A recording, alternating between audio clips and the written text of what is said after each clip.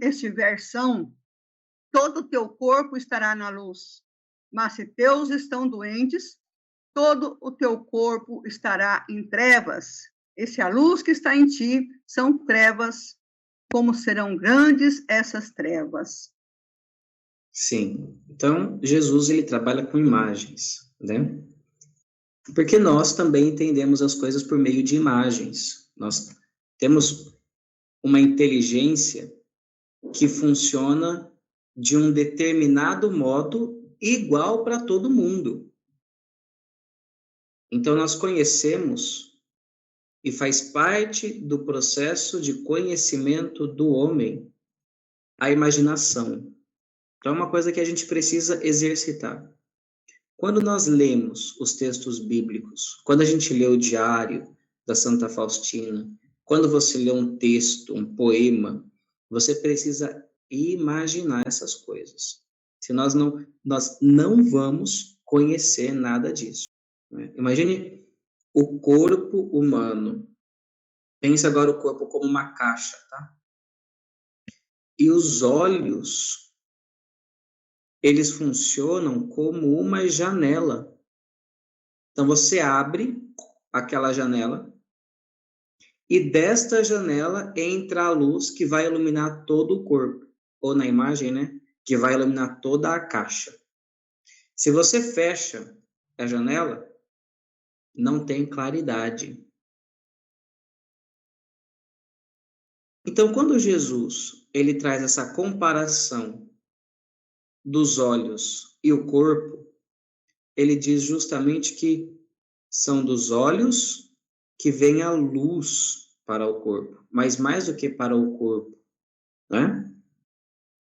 São dos olhos que vem a luz para a nossa inteligência, para o nosso conhecimento, para a nossa compreensão.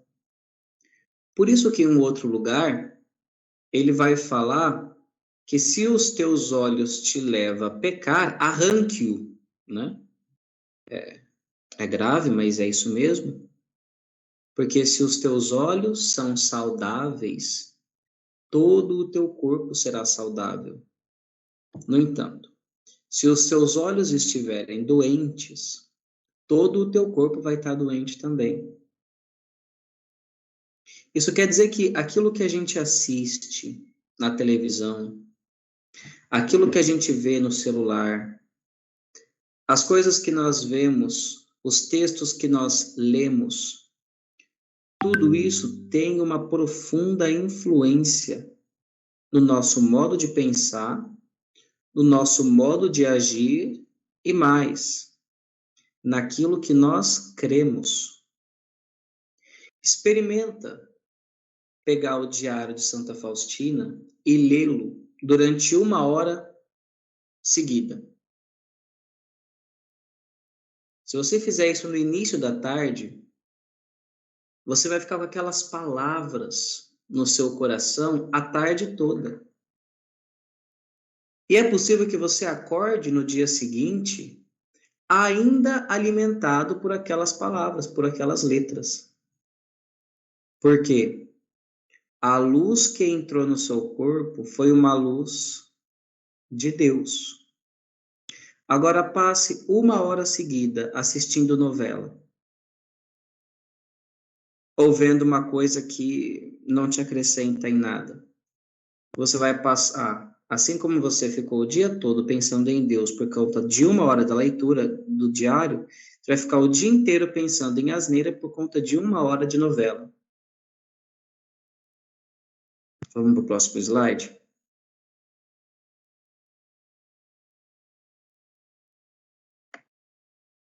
Sagrada Escritura, Lucas 24. Nesse mesmo dia, 2 discípulos caminhavam para uma aldeia chamada Emaús, distante de Jerusalém, 60 estádios. Iam falando um com o outro de tudo o que se tinha passado.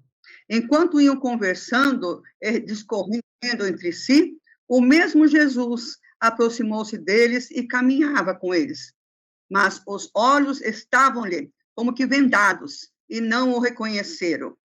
Perguntou-lhes então: de que estáis falando pelo caminho e por que estáis tristes? Um deles, chamado Cleofas, respondeu-lhe: És tu acaso o único forasteiro em Jerusalém que não sabe o que nela aconteceu estes dias? Perguntou-lhes ele: Que foi? Disseram: A respeito de Jesus de Nazaré. Era um profeta poderoso em obras e palavras, diante de Deus e de todo o povo. Os, os nossos sumos sacerdotes e os nossos magistrados o entregaram para ser condenado à morte e o crucificaram. Nós esperávamos que fosse ele quem havia de restaurar Israel. E agora, além de tudo isso, é hoje o terceiro dia em que essas coisas se sucederam. Voltou o slide.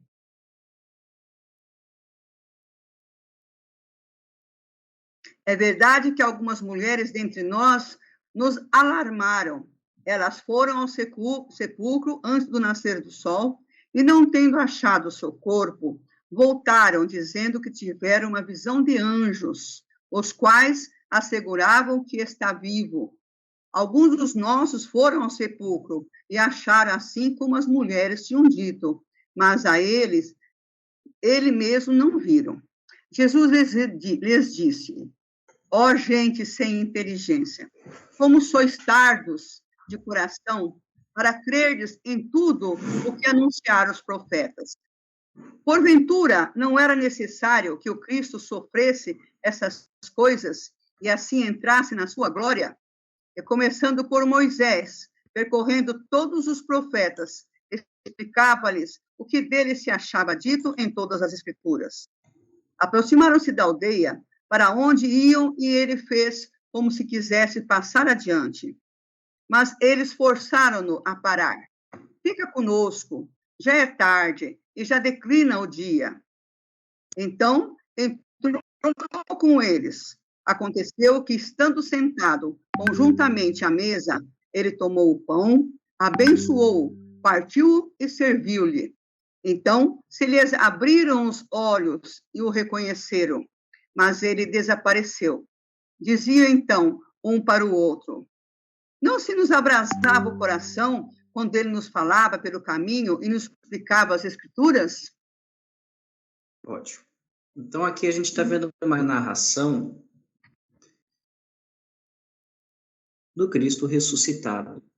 Todo mundo, eu acho que conhece bem essa passagem, né? A passagem dos discípulos de Emaús. Os discípulos 2 estavam voltando tristes, né? De Jerusalém para Emaús, que é mais ou menos 2 quilômetros de uma cidade a outra. E Jesus aparece para eles, e eles não reconhecem. Dá uma olhada aí no texto, no finalzinho da terceira linha. É o ponto central da nossa meditação aqui. Mas os olhos estavam-lhes como que vendados e não o reconheceram. Então, esses discípulos voltavam para Emaús e os olhos estavam como que vendados. Agora, vamos na terceira linha de novo, mais de baixo para cima, tá bom? Aconteceu que, estando sentado conjuntamente à mesa, ele tomou o pão, abençoou-o, partiu-o e serviu-lhe. O que Jesus fez aí? Alguém se arrisca a dizer?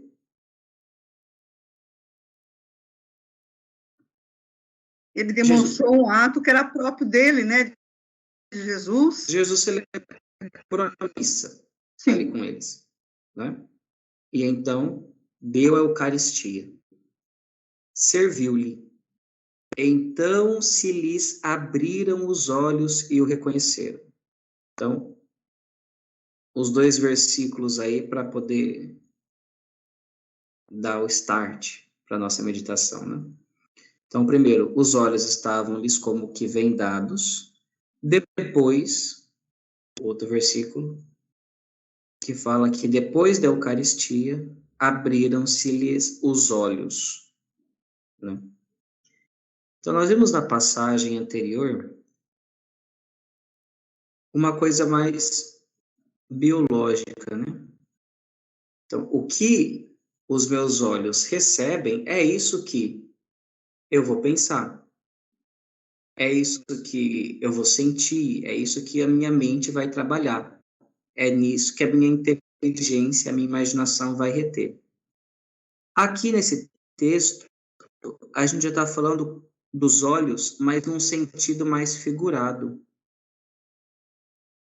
Não fala mais de você ver alguma coisa e essa coisa ficar na sua imaginação. Mas essa leitura fala de você enxergar com os olhos da fé Jesus, não é? É um outro tipo de conhecimento. É um conhecimento de Deus. Então Jesus ele quer nos convidar para que nós tenhamos os olhos do corpo saudáveis, para que, uma vez o corpo estando saudável, a minha alma também esteja. Mas agora não mais contemplando as coisas da terra, agora pela fé, conhecendo e contemplando as coisas de Deus. Nessa passagem, os discípulos contemplaram e reconheceram Jesus ressuscitado. Olha, a Vera falou que a conexão tá ruim. Para você está ruim? Aqui para mim tá indo bem. Aqui está péssima.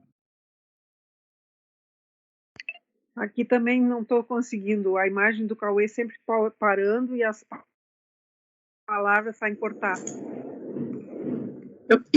Estão me ouvindo? Estão me ouvindo? Eu estou ouvindo bem, Liliana. Boa Sim, noite. Liliana. Boa noite. É que eu tô voltando agora que caiu completamente, agora que retornou. Uhum. Vocês estão ouvindo bem todo mundo e só a minha conexão que está ruim, é isso? Ou de todo mundo está ruim? Agora a sua voz está ótima, mas a imagem está bem ruim. A imagem dele está assim, meio que apagada quando está no destaque, né? Mas se você olhar no quadradinho menor, está normal a visão dele. Nós tivemos bastante problema no começo, Liliana, de interferência. Conseguimos melhorar um pouco e estamos tentando seguir assim. Tivemos muito problema. Tá bom. Vamos tentar.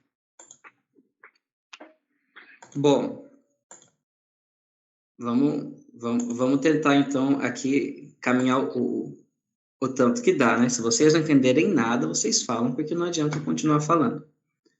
Mas eu estava dizendo aqui é que Jesus, ele está falando de um olhar da fé para que eu possa conhecê-lo, não agora por meio de um conhecimento natural, mas um conhecimento sobrenatural que ultrapassa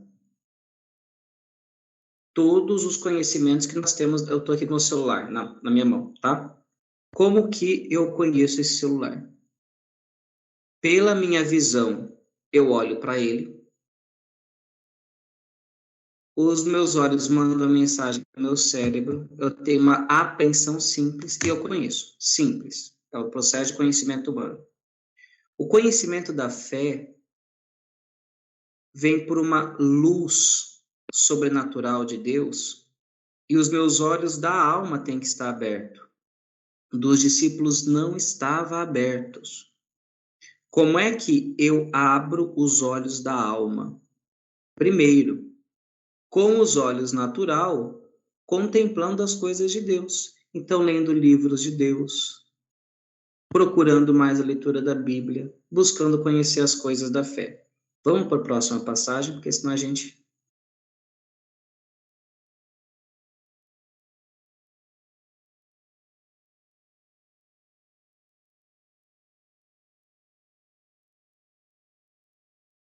Para mim, agora parou total.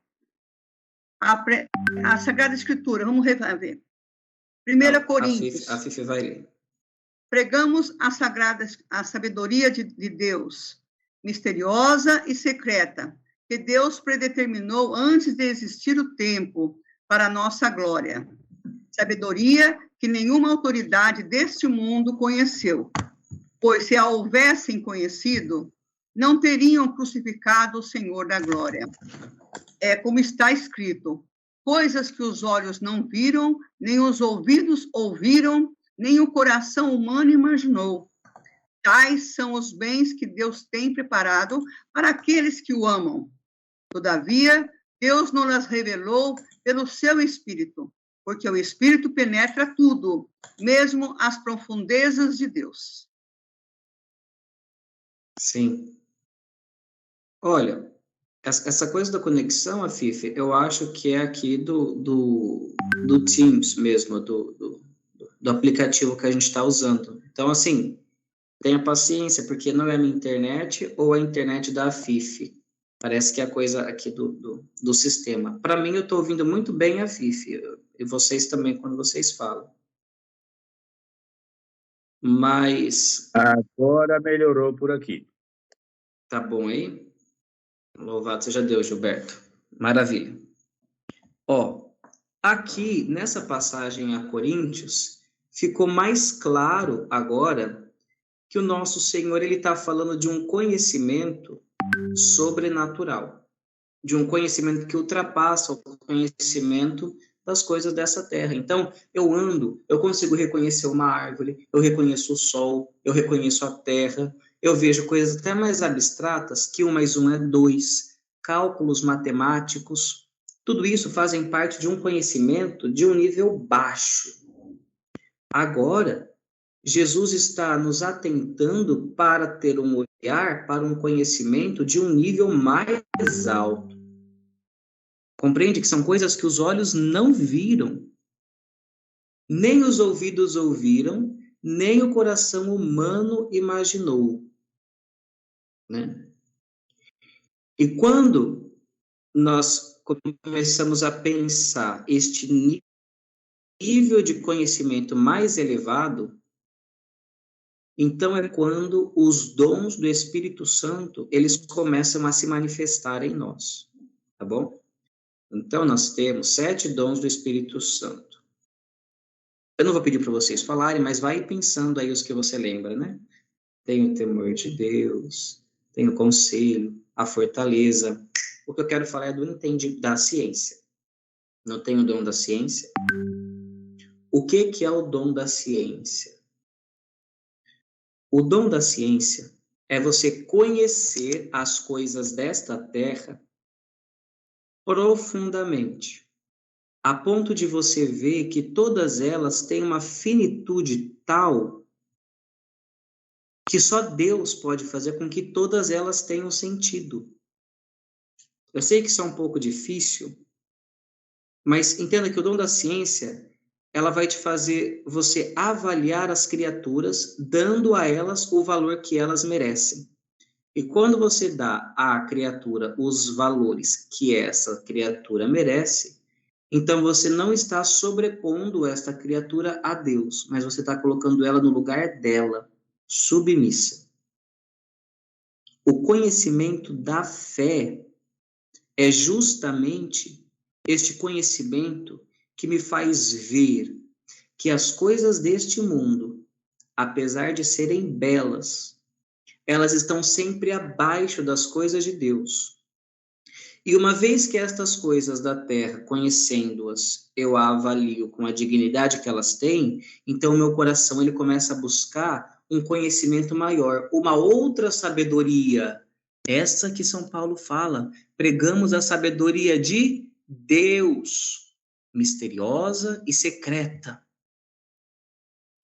E aí, então, nós vamos conhecer a partir de um outro dom do Espírito Santo, que ele é mais elevado. É o dom do entendimento ou, tenho 2 nomes, tá? Entendimento ou inteligência. Esse dom da inteligência, ele não me faz conhecer mais as coisas da terra e avaliá-la tal como ela é, como nós fazemos com o dom da ciência. o dom da inteligência nos ajuda a entender de fato o significado das verdades da religião católica. Então, pelo dom da inteligência, eu começo a conhecer melhor os atributos de Deus, como a misericórdia.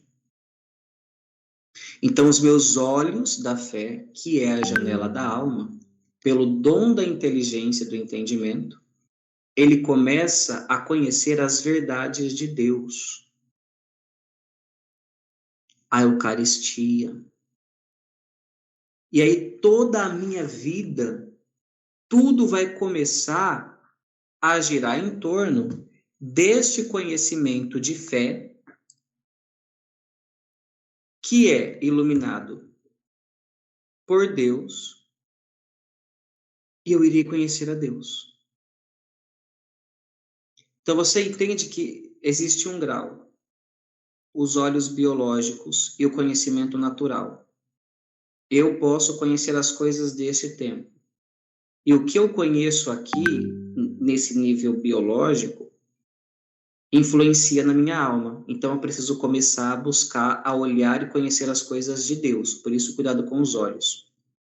Mas existe um grau superior, que são os olhos da fé, que me fazem compreender as coisas de Deus. E compreendendo as coisas de Deus, avaliar bem as coisas humanas. Quer dizer, é tudo esterco, como diz São Paulo.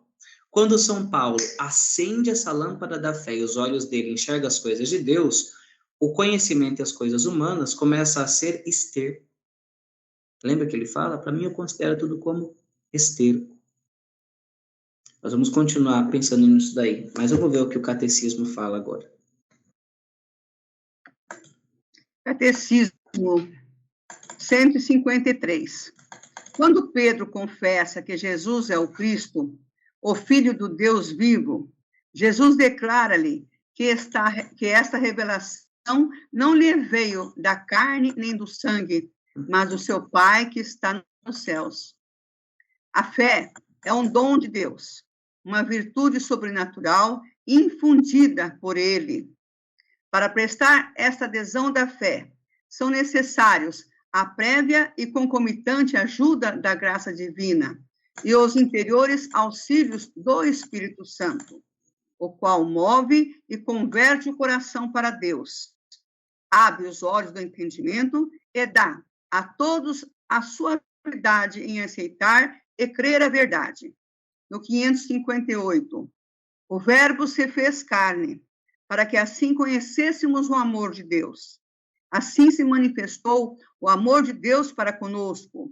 Deus enviou ao mundo o seu Filho unigênito, para que vivamos por ele. Porque Deus amou tanto o mundo que entregou o seu Filho unigênito, para que todo homem que acredita nele não pereça, mas tenha a vida eterna. Lê o outro, Afif. Passa, por favor. 2520. O batismo confere a quem o recebe a graça da purificação de todos os pecados, mas o batizado tem de continuar a lutar contra a concupiscência da carne e os desejos desordenados. Com a graça de Deus, consegui-lo-ei, pela virtude e pelo dom da castidade, pois a castidade permite amar com um coração reto e sem partilha, pela pureza de intenção, que consiste em ter em vista o verdadeiro fim do homem, com um olhar simples. O batizado procura descobrir e cumprir em tudo a vontade de Deus. Pela pureza de olhar, exterior e interior, pela disciplina dos sentidos e da imaginação, pela rejeição da complacência em pensamentos impuros, que os levariam a desviar-se do caminho dos mandamentos divinos. A vista excita a paixão dos insensatos. Pela oração.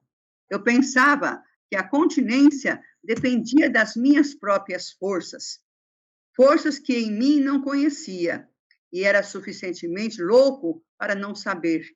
que ninguém pode ser continente se tu lhe não concederes. E de certo, tu o terias concedido, se com gemido interior eu chamasse aos teus ouvidos, e se com fé sólida lançasse em ti o meu cuidado. Sim. Bom, então nós lemos bastante coisas, né? Eu vou dar um resumo. Ali naquele primeiro parágrafo que nós lemos do Catecismo, nós falávamos que a fé é um dom de Deus, uma virtude sobrenatural. Acho que alguém ligou aí o microfone. Aí, isso, obrigado. Então, a fé é um dom de Deus, uma virtude sobrenatural infundida por Ele. O que isso quer dizer? Quando nós somos batizados, nós recebemos na nossa alma, e é por isso que o batismo é uma coisa importantíssima. Os protestantes, eles não batizam as crianças, porque para eles o batismo é somente um reconhecimento da fé que eu tenho. E a partir do meu batismo eu vou começar a viver os imperativos morais. Mas para o protestante, o batismo, ele não muda a alma da pessoa humana. Para nós católicos e para a fé verdadeira, o batismo, ele provoca uma mudança na alma. Nós, que éramos filhos das trevas, passamos a ser filhos da luz. E na nossa alma, na hora do santo batismo, quem começa a habitar é o próprio Deus. Estando ele na nossa alma, ele infunde em nós as 3 virtudes que nós chamamos de virtudes teologais. A fé, quais são as outras? Pensa aí. A fé, a esperança e a caridade. São as 3 virtudes teologais. Lembra do Theos, né? Deus. Por isso, teologais. São aquelas virtudes que se referem a Deus. Vem de Deus e é para Ele. Alguém está com o microfone ligado, eu estou me ouvindo aqui. Acho que alguém, por um descuido, ligou o microfone. Mas então, para dizer, a fé é este dom de Deus que é infusa. Por que infusa? Ela é colocada dentro da nossa alma por Deus. Só que quando ela é colocada dentro da nossa alma por Deus no santo batismo, ela é como? Ela é como uma sementinha de mostarda. Você vai entender o evangelho da semente de mostarda agora. Então, tanto essas virtudes teologais, quanto os dons do Espírito Santo, nós recebemos todos eles no batismo. Mas eles estão na nossa alma como que em germe, como uma sementinha de mostarda, que precisa crescer e dar frutos. Tá? Agora passa para o próximo slide. Exatamente. Como é que a nossa fé ela vai crescer? Tá? Para que os nossos olhos possam ver a luz de Deus e nós não sermos como aqueles insensatos que São João fala no Evangelho, né? A luz veio ao mundo, mas os homens não conheceram a luz. Então, como é que eu faço para esta minha fé se desenvolver? Ou seja, essa sementinha de mostarda virar uma grande hortaliça. E então, por meio da fé, eu poder ver e conhecer Deus cada vez mais. Tá aí o catecismo nos falando. Aqui estão as coisas mais baixas, mais básicas, mais animais, que a gente precisa lutar para correr atrás e ter, né? Que é a virtude da castidade, né? Então, se você quer começar a ter uma vida de fé, e você quer que os olhos da tua alma comecem a contemplar a Deus, você precisa ser casto. Ser puro, tá bom?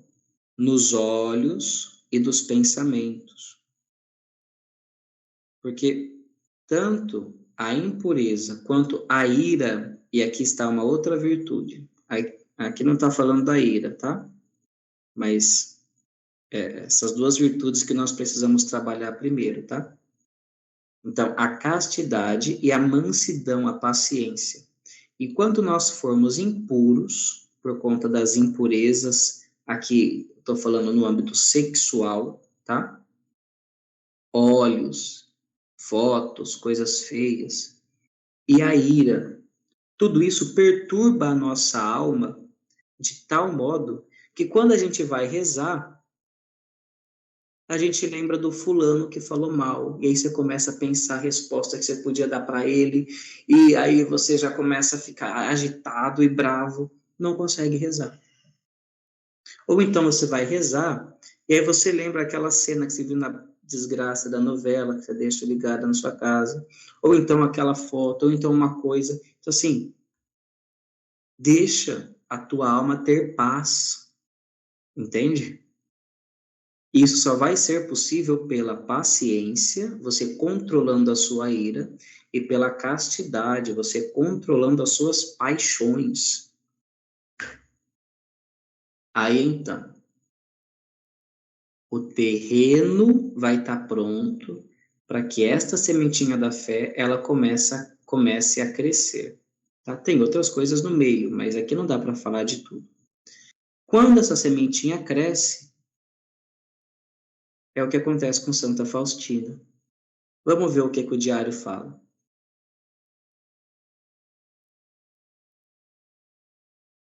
Diário de Santa Faustina, 163.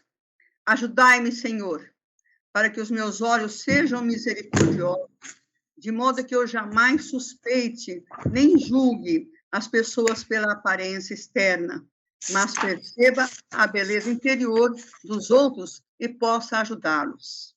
Exatamente. 1112. Calma À aí. tarde... Calma aí, dona Fifi. Deixa eu só falar uma coisinha desse. Vai.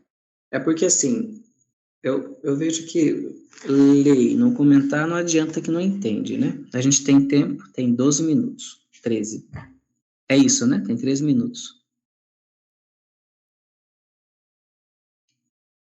É até 8h50, né, da Fifi? Só para eu me localizar aqui.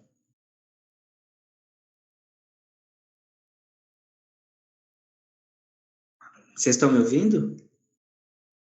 É? Ah, maravilha, Gilberto.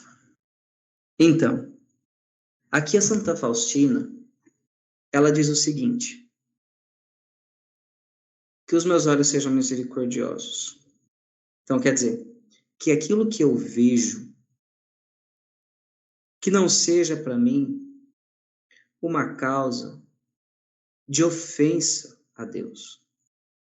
Quando os olhos biológicos estão voltados para as coisas de Deus, quando os olhos da alma começam a compreender os grandes atributos de Deus, a beleza de Deus, então, quando eu ver alguém errar, por exemplo, os meus olhos não vão estar prontos para julgá-lo, mas os meus olhos vão estar prontos para ter compaixão. Né? Viu e teve compaixão, diz a parábola do samaritano. Às vezes a gente vê um irmão de rua, né? Uma pessoa aí, a gente olha e já julga, né? Drogado. Né? Desculpa aqui a palavra. Vagabundo. Quando nós estamos em Cristo e os nossos olhos da alma estão abertos para a fé, quando nós olhamos para as pessoas, para o mundo, para as situações, os meus julgamentos, eles não são como os julgamentos humanos, mas eles são como os julgamentos de Deus. Porque eu estou me configurando a Cristo. Eu estou me configurando a Deus cada vez mais semelhante a Ele.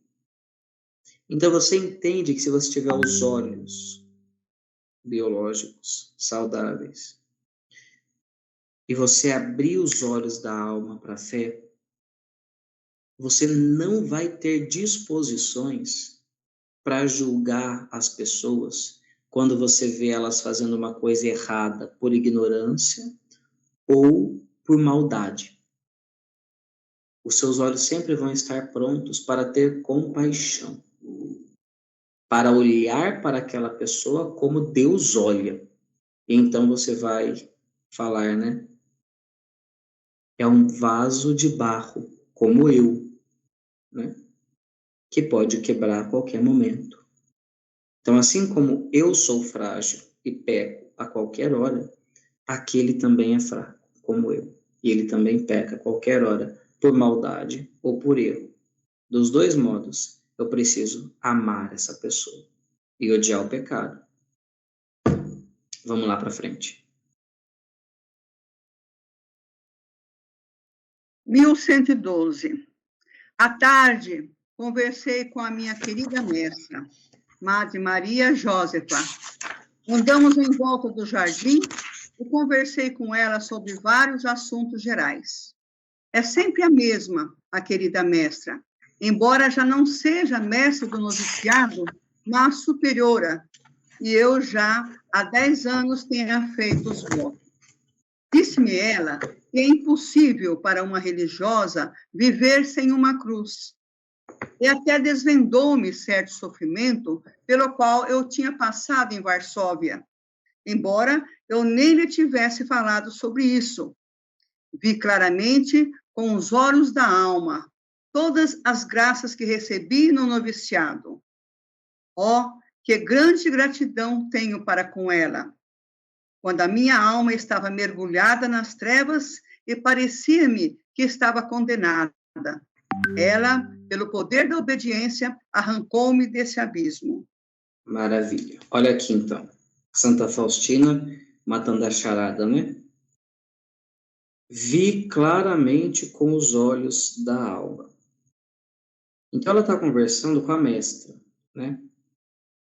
E a mestra, sem que Santa Faustina tivesse contado uma dificuldade que ela passou lá em Varsóvia, a mestra fala, como que por revelação de Deus, né? Quando a mestra fala daquela situação que Santa Faustina passou em Varsóvia, Santa Faustina lembra as coisas que ela viveu, as dificuldades que ela teve, e vendo as dificuldades que ela teve agora, com os olhos da alma, olha o que ela enxerga.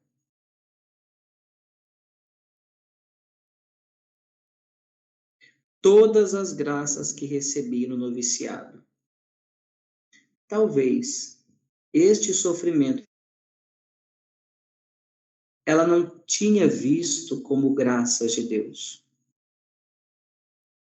Ou então as alegrias, as situações, as relações, as amizades.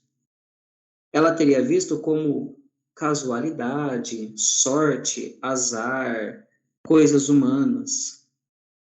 Com os olhos da alma, Santa Faustina consegue ver na sua história as graças de Deus. Então você entende que nós estamos falando que quando nós começarmos a purificar os nossos olhos biológicos, a abrir os nossos olhos da fé, nós vamos começar a enxergar na nossa história a providência divina, né? Nós vamos, como no parágrafo 163, né? Olhar as pessoas com os olhos de Deus, mas também olhar para mim e para a minha história, como Deus me vê, como Deus me olha. E ver na minha história quantas graças, quantas maravilhas Deus realizou na minha vida. Então, olha que coisa maravilhosa, né? Você enxerga na tua história que Deus ele fez maravilhas com a sua graça. Que Deus ele me preservou do pecado, que Deus ele me preservou do mal. Ou que diante de um pecado ele tirou graças ainda maiores. Nós somos capazes de enxergar para a morte de um ente querido, não é? Enxergar nesta morte graças que nós nunca teríamos imaginado.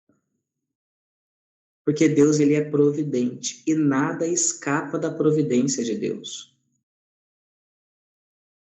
Então, se nós, com os olhos da alma, enxergarmos a Deus e a nossa história, nós vamos ver que Ele foi a causa eficiente, ou seja, foi Ele quem causou todas as coisas. E todas as coisas podem me levar para Ele. Vamos continuar. Diário de Santa Faustina, 1327. Minha filha, este retiro será uma contemplação ininterrupta. Eu te introduzirei neste retiro como no banquete espiritual. Junto ao meu misericordioso coração, meditarás sobre todas as graças recebidas do teu coração.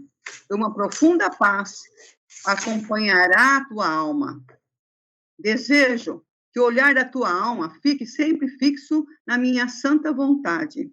E assim, muito me agradarás. Nenhum sacrifício pode ser comparado com esse. Durante todos os exercícios permanecerás junto ao meu coração e não realizarás nenhum tipo de reforma, porque vou dispor da tua vida como me apraz. Nenhuma das palavras do sacerdote que prega esse retiro poderá inquietar-te. Gente, olha aí.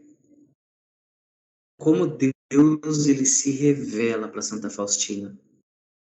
Ele se revela como um Deus que quer que nós olhemos para a nossa alma, olhemos para a nossa história e enxerguemos o amor dele.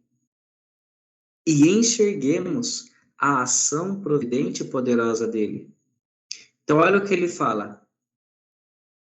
Meditará sobre todas as graças recebidas. Acontece que nós vamos para a oração e a gente pede, reclama, mas a gente não olha o poder maravilhoso que Deus realizou na história da nossa família, na nossa vida.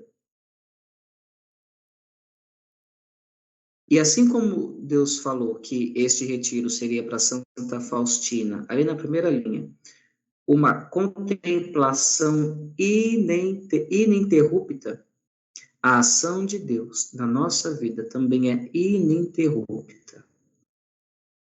E uma vez que nós a enxergamos, nós só podemos dar glória a Deus. Então vocês entendem que a espiritualidade de Santa Faustina é enxergar com pureza de alma a misericórdia que salva e preserva, que preserva Santa Faustina do pecado e salva ela de todos os males. Então, ela enxerga este amor misericordioso, então ela louva. Não é à toa que 2 parágrafos antes desse texto é um louvor ininterrupto. Santa Faustina fala: ó meu Deus, que tudo que em mim existe vos bendiga. Olha como ela estava vendo as maravilhas que Deus tem, que Deus realizou e que Deus faz. A ponto de que tudo que em mim exista vos bendiga. Meu Criador e Senhor. E com cada pulsar do meu coração, desejo glorificar a vossa insondável misericórdia. Se nós nunca sentimos um fervor, um amor, em que cada pulsar do nosso coração nós desejamos louvar a misericórdia, é porque nós ainda não nos recolhemos e nós não entendemos ainda quão grande é este poder e quão grande é este amor de Deus que age na nossa história, na nossa vida, verdadeiramente. Então nós somos capazes de, pela fé, enxergar este agir poderoso de Deus. E uma vez enxergando, o nosso coração pede o louvor. E aí nós somos felizes. Nós somos felizes louvando a Jesus, porque a sua misericórdia é para sempre. Pontual, hein, Fifi? Pontual. Muito obrigada, Cauê. Deus lhe pague, Deus te abençoe, viu? Foi excelente a sua explicação sobre tudo. E a gente vê, reconheço muito o que Deus fez na minha vida. Eu sempre falo, começo a pensar e olhar aqui para ele, aqui na minha sala, e eu penso, eu falo, Jesus, o Senhor me carregou no colo a minha vida inteirinha. Me carregou. A nossa partilha de hoje, para sem demoras, eu pedi para o Gilberto fazer a gentileza de falar alguma coisa sobre a primeira. Eu já pedi meio tarde para ele, mas esse homem é altamente competente e assim, prestimoso, né? Então, Gilberto, boa noite, seja muito bem-vindo. Comenta o que você achar necessário. Boa noite a todos, louvado seja nosso Senhor Jesus Cristo. Para sempre seja louvado. Realmente me pegou um pouco atrasado, atribulado com outras coisas de não ter o que fazer, mas sempre ocupado.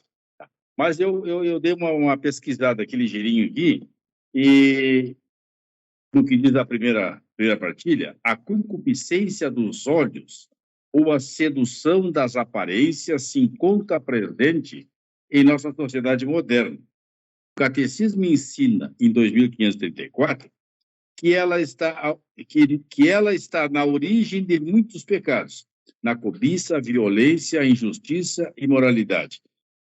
Então, eu fui direto lá no 2534, e antes disso eu tinha mencionado assim, no meu entendimento, que os nossos olhos, sendo a janela da alma, a gente tem que purificar todos os nossos sentimentos, o que falamos, o que olhamos e o que pensamos, olhando as coisas de Deus, que é para nós podermos ser menos errantes e tentar ser melhores no amanhã. Tá? Então, o que diz o 2534? É baseado em todos os mandamentos da lei de Deus. O 10º mandamento desdobra e complementa o 9º, que se refere à concupiscência da carne. Proíbe a cobiça dos bens dos outros, raiz do roubo, da rapina e da fraude, que o 7º mandamento proíbe. A concupiscência dos olhos leva à violência e à injustiça, proibidas pelo 5º preceito. A cupidez, em sua origem, como a fornicação, na idolatria proibida nas 3 primeiras prescrições da lei. O 10º mandamento se refere à intenção do coração e resume, junto com o 9º, todos os preceitos da lei.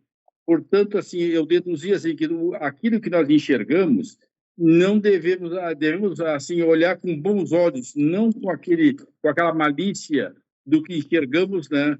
E mesmo se publicarmos, se falarmos, a gente está multiplicando aquilo que a gente pensou ou que viu. Tá? Então, quando a gente começa a estudar as leis e ver o que Deus faz por nós com todo o seu amor e toda a sua misericórdia, devemos sempre estar atentos, vigilantes, naquilo que se vê e que se faz.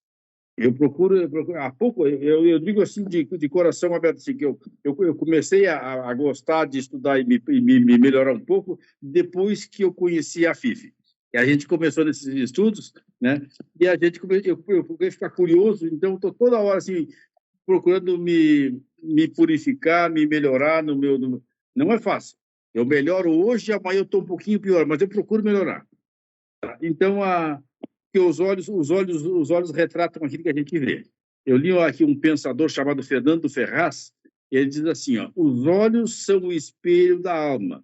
Se tua alma for pura, caminharei na salvação. Mas se a tua alma for obscura, caminharei na dor e no pecado.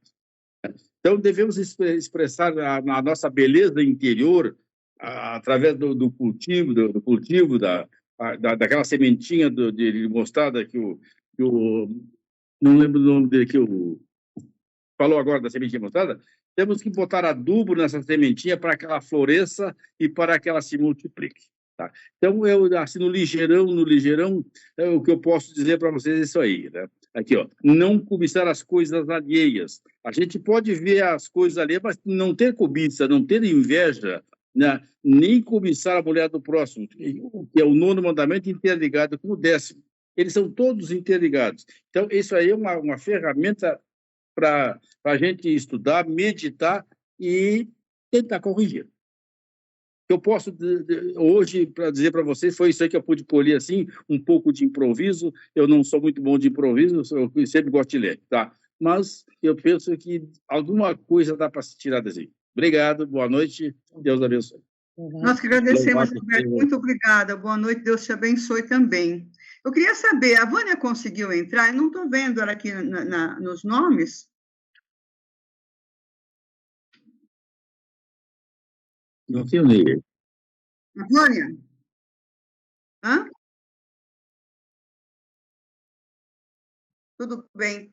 Nós vamos passar para a Vera falar rapidamente a resposta da terceira, depois a gente volta nessa segunda, na B, tá bem? Vera, por favor, querida. Boa noite a todos. Quero parabenizar muito o Cauê, foi muito, muito linda o que ele falou. Espero que a minha pouca contribuição também ajude. Bom, a pergunta é sobre o catecismo. Os lembra que somente com os olhos da fé podemos contemplar o mistério de Deus em nosso meio. Por exemplo, a arte sacra nos ajuda neste caminho. Consegue enxergar sinais da presença divina na tua história e na vida dos irmãos? Então, eu inicio com a citação do Catecismo 1162, que diz: contemplar os ícones santos associada à meditação da palavra de Deus, aos cantos e hinos litúrgicos, a beleza das imagens estimulam a oração. Na contemplação e meditação, busco entrar no mistério salvífico do Cristo, me questionando onde devo e preciso me modificar, para não só aceitar a sua vontade, mas compreender, através da via sacra, parábolas, experiências com retiros e formações, homilias da missa, o que Cristo quer me falar. Cito 2 exemplos que estendo a todos vocês. Quando vocês entram numa igreja, os olhos da alma buscam o sacrário, certo? Vocês sentam em qualquer banco e iniciam a orar. Já fizeram a experiência, antes de iniciar a oração, e contemplar, olhar a seu lado, ver onde Deus te indicou a sentar? Se a igreja tem via sacra, qual o mistério que naquele momento você é convidado por Cristo a meditar? Como você se encaixa naquele mistério? Posso dizer que ao iniciar esse exercício quando vou à igreja, Deus me proporcionou uma intimidade maior entre mim e minha alma, me fazendo tentar corrigir meus defeitos, ainda o que se passou desapercebido em minha vida. Vale a sugestão para quem ainda não fez essa experiência. Tentem. Outro exemplo pessoal, quando eu fui a um retiro em 2009 da Verdadeira Vida em Deus, a convite de uma amiga na cidade de Camboriú, do local onde estávamos hospedadas até o evento, tínhamos que caminhar à beira da praia até o final, onde se realizava o retiro. Numa manhã, ao amanhecer, lá pelas 6 da manhã, apressada, fomos a pé, conversando muito, entusiasmadas com o retiro. Na metade do caminho, nos deparamos com um dos sacerdotes à beira-mar, conversando com um jovem, e abençoando na primeira hora da manhã. Surpresas, paramos e identificamos que esse sacerdote também era participante do retiro. Indagamos por que ele estava ali tão cedo e havia um jovem a ouvi-lo. Resolvemos aguardá-lo, pois certamente iria na mesma direção que nós, até o local do retiro. Alegres, fomos conversando sobre nossas vidas com o sacerdote, de onde éramos, e minha amiga recém havia lançado um livro. Eufórica, falava muito sobre como divulgar o livro, até que o silêncio do sacerdote interrompeu nossa fala e perguntou: será mesmo que é isso que o Senhor espera de ti? A frase me impactou naquele momento, senti com os olhos de minha alma, pela fé, que naquele momento era Jesus. E percebi que Jesus não quer grandes coisas, e sim o nosso coração nele, nas pequenas coisas, como acolheu um jovem ao amanhecer, levou conforto ao seu coração com a palavra do sacerdote. Certamente, esse jovem poderia ter dormido na praia, poderia estar se drogando pela manhã, poderia estar perdido sem família, tantas coisas se passaram em meus pensamentos. Mas Jesus, através desse sacerdote, foi ao seu encontro. Essa experiência vale tanto para nós apóstolos, para mim, vocês, e até para os sacerdotes. São pequenos gestos que Deus se manifesta o seu amor e a busca constante na Eucaristia, na oração do Rosário, nos proporciona a perceber com os olhos da alma, pela fé, que tudo é possível naquele que crê que Jesus é o caminho, a verdade e a vida. Então eu desejo a todos vocês, apóstolos, leigos, aqueles que estão iniciando essa formação do apostolado, aos sacerdotes, aos seminaristas que estão iniciando também a sua trajetória de vida sacerdotal, que possam entregar a Jesus com fé e deixar que os olhos da alma nos façam crescer em direção a Deus e aos irmãos, onde um dia encontraremos a sua face. Amém? Amém, amém. Muito bom, Vera. Muito obrigada, querida. Eu que agradeço sempre a oportunidade, crescendo com vocês todos. Amém, amém. Todos nós crescemos juntos, né?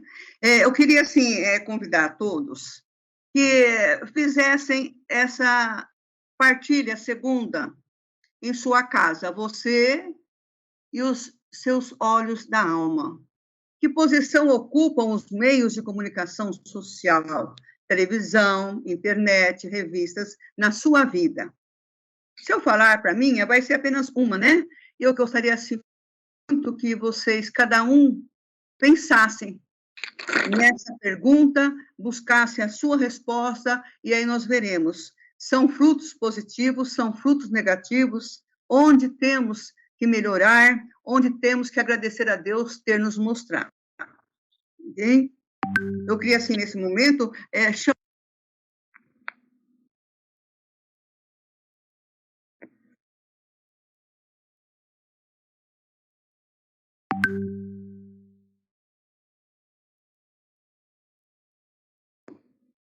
Não estou ouvindo ninguém.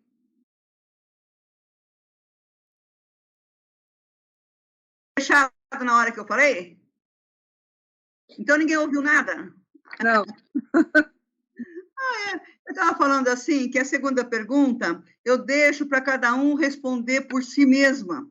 Eu acho que é muito importante cada um pensar nessa pergunta e na sua resposta, porque se eu falo da minha experiência, a todos os outros vão pensar na minha e não vão pensar na sua. Então, cada um pensa na sua, vê o que tem de positivo, o que tem de negativo, a gente sabe qual é a interferência, vamos dizer assim, de todo esse cabedal, de revista, de internet, de comunicações, tudo na nossa vida, né? Então, eu estava também chamando o Padre Marcos, tomara que ele não tenha saído embora. Vocês me desculpem, viu? Eu falei tanta coisa, mas aí eu esqueci. Padre, nós estamos felizes com a sua presença. Graças a Deus, o senhor foi e voltou com muita saúde. O senhor melhorou da gripe? Estou melhorando, graças a Deus. Muito obrigado a todos. Voltei da Polônia dia 13, viajei, estava no céu, no avião, no dia 12, na festa da Aparecida, e dia 13 desci cansado, mas feliz, porque trouxe 2 relíquias do 1º grau de Santa Faustina. Uma ficará com o apostolado da nossa, aqui da nossa congregação, apostolada de Misericórdia, e outra vou levar para Brasília, aqui, ó. Esta vou levar para Brasília, para uma paróquia que um padre pediu, e para nosso congresso, onde a Fifi também vai participar. Vamos abençoar todos, e quem sabe levo ela também para esta ou outra, para presidente Bernardes agora. Então, só isso. Quero parabenizar todos que participaram desse, Cauê, Gilberto, Vera e outros, Ney, que agora dirige, Ney, você que comanda, né? Ou Ivo?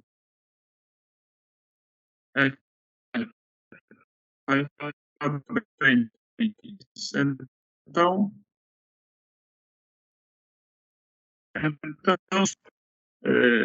não foi Covid, logo fiz teste porque participava do capítulo e não queria expor os meus irmãos, então fiz teste, não foi Covid, mas bastante congestionamento nasal e aqui, porque sinusite, tá, agora estou já limpando um pouquinho minha cabeça, meu nariz, das coisas, tá? Então, só agora quero abençoar no final a vocês e pronto, eu acho que, né? Aqui, o que você acha? Tudo bem, padre, tudo bem. Nós temos aqui a Eliane, quer falar alguma coisa, Eliane?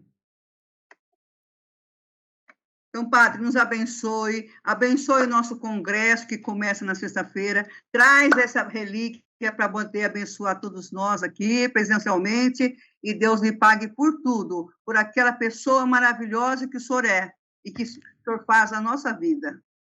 Certo, rezei por vocês, em Łagiewniki, lá junto ao túmulo da Santa Faustina, sim. Estive lá no dia 5 e 6. E agora, pela intercessão de Santa Faustina, abençoo todos vocês, que nos ajude a termos um olhar misericordioso, verdadeiramente misericordioso, para nós mesmos e para nossos irmãos. Em nome do Pai, e do Filho, e do Espírito Santo. Amém. Amém. Deus seja louvado. Muito obrigada, Padre Marcos. Obrigado a todos que participaram, a todos que fizeram com que nós pudéssemos realizar esse cenáculo, pela paciência que vocês tiveram, do tempo que nós ficamos aí com problema, né, de interferência, mas tudo é para poder tirar nossa vontade, mas não tirou. Ficaram todos aí com a graça de Deus. Eu agradeço muito de coração. Eliane, nós estamos todos rezando pelo nosso congresso. Deus é misericordioso, vai torná-lo uma grande obra, viu? Deus abençoe a todos, muito obrigada, Deus abençoe, obrigada a todos. Boa noite, até sábado. Eu chego no sábado. Tchau, tchau. Cauê, Deus lhe pague, Ney, Deus lhe pague a todos, Deus abençoe a todos. De coração, muito obrigada, viu? Muito tá certo, obrigada. tchau. Obrigada. Boa noite. Semana que vem nós voltamos, viu?